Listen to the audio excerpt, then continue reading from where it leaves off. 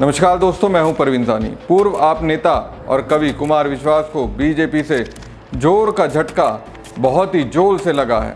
अब वो झटका उनकी सोच को झकझोर जरूर देगा। सोचा था क्या से क्या हो गया। 2014 के लोकसभा चुनावों के दौरान जब वो आम आदमी पार्टी के टिकट पर अमेठी से राहुल गांधी के खिलाफ चुनाव लड़ रहे थे तो विश्वास ने कथित तौर पर राहुल गांधी के लिए पप्पू शब्द का इस्तेमाल किया था।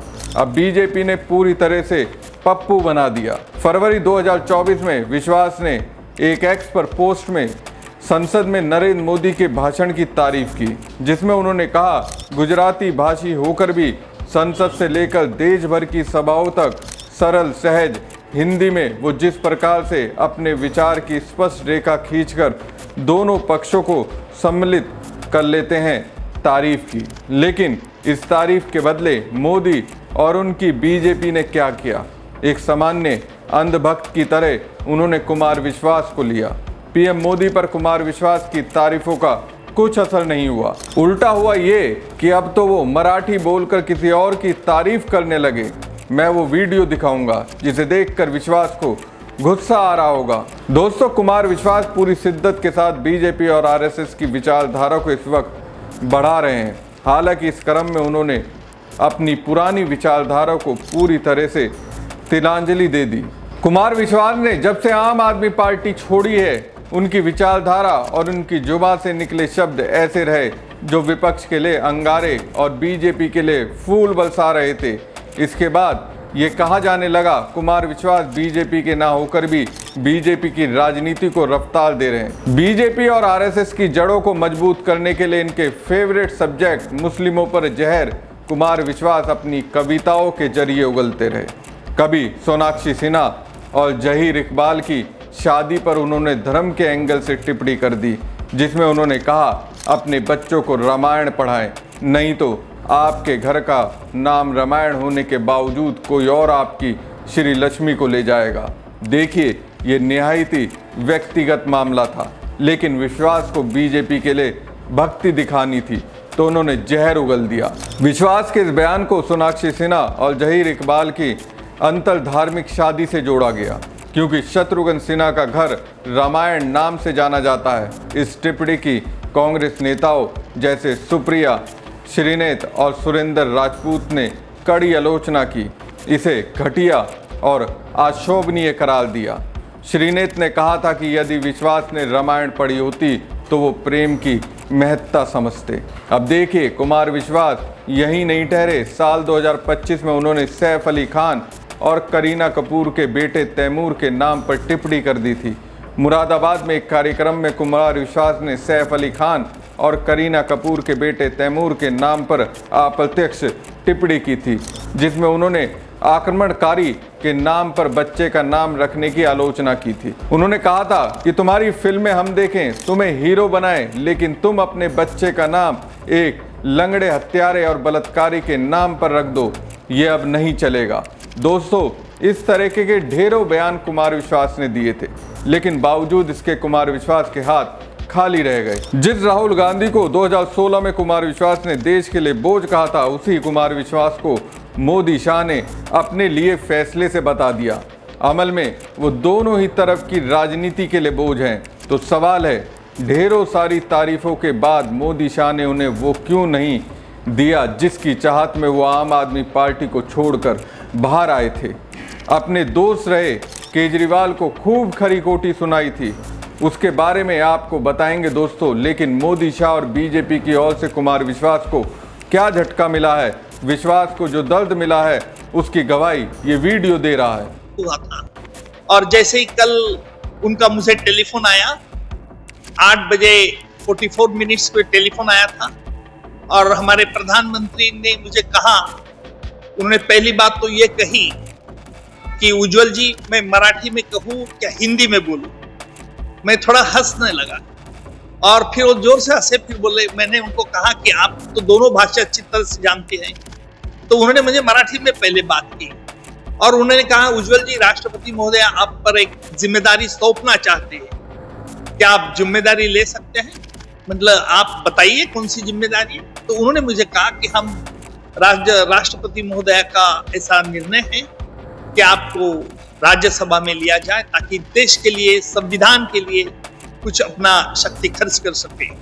तो मैंने तुरंत हाँ कर दी और उसका फल इतना इमीडिएट हुआ।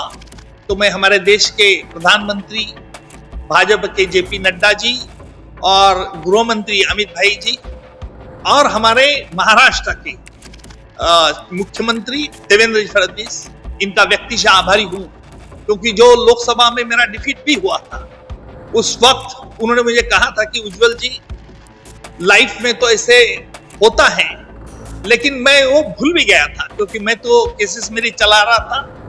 क्योंकि जो आज तक शुरुआत से ही मैंने जो प्रैक्टिस की है तो हमेशा आरोपी के खिलाफ ही प्रैक्टिस की है और शुरुआत से ही मैं एक पब्लिक प्रोसेस नाम से जाना जाता हूं।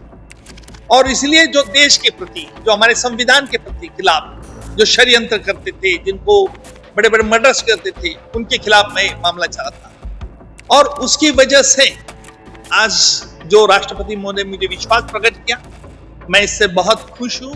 दोस्तों, ये उज्जवल निगम है। कसाब को इन्हीं की दलील की वजह से फांसी मिली थी। जब यूपी की सरकार थी तब इन्होंने कभी कोर्ट में कहा था कि जेल में कसाब को मटन बिरयानी खिलाई जा रही है। ये बात और है कि कसाब को फांसी मिलने के कई सालों बाद इन्होंने ये स्वीकार किया था कि वो जो उन्होंने दावा किया था वो पूरी तरह से झूठ था।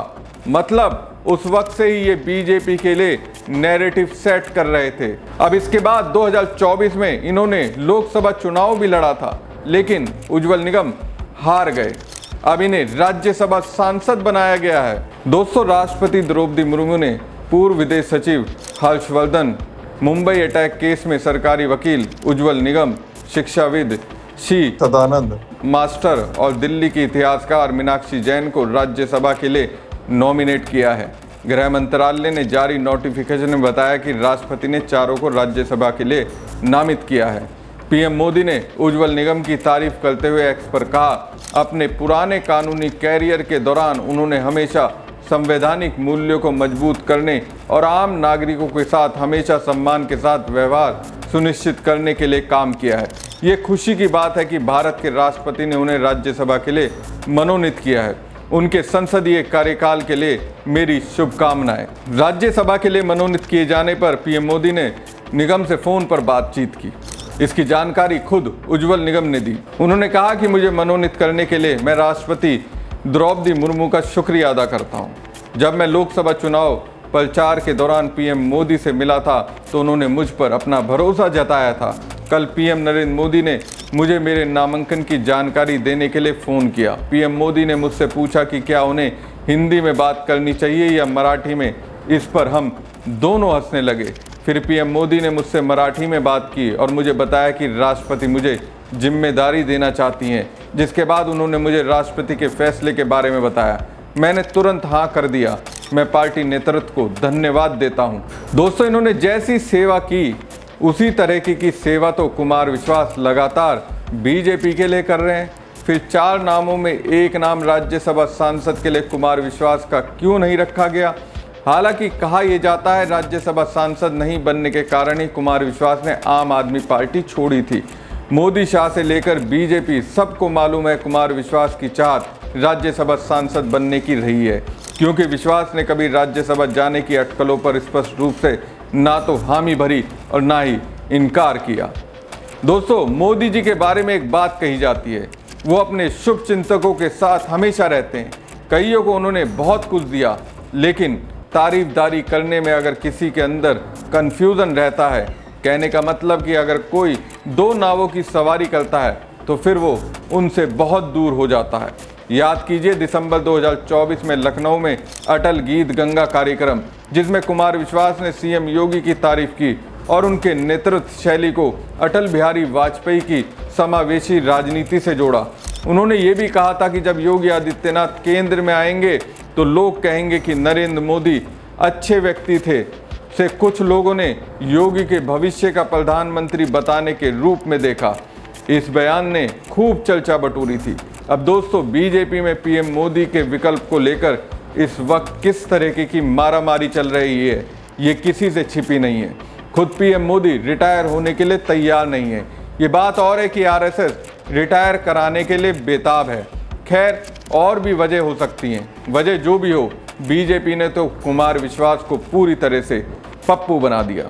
हमारी खबर आपको कैसी लगी कमेंट बॉक्स में कमेंट करके जरूर बताएं। साथ ही पेज को ज़्यादा से ज़्यादा लाइक और शेयर कीजिएगा। धन्यवाद।